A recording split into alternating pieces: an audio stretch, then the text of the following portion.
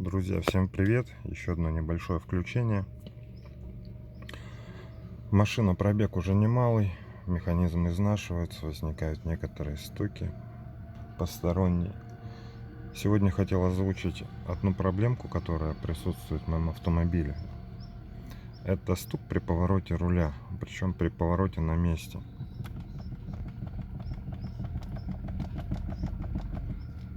Стук этот издает рулевой кардан. На данном валу присутствуют две крестовины. Вал на данный момент стоит совсем не бюджетно. Последний раз, когда я смотрел, он стоил в районе 7000. Сейчас, по-моему, он стоит 10.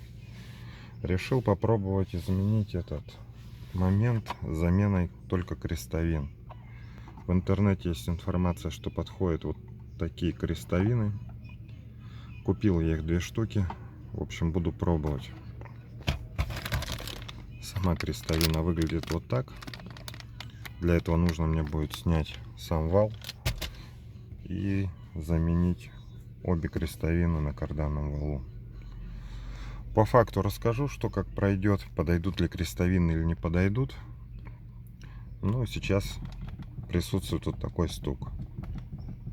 Когда трогаешь рукой именно саму крестовину вала, то чувствуется люфт.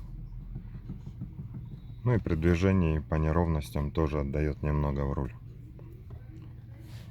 Так что, если у кого присутствуют какие-то посторонние стуки, обратите внимание именно на карданный вал. Ну, на этом все. По факту расскажу, что как пройдет, когда я заменю крестовинки.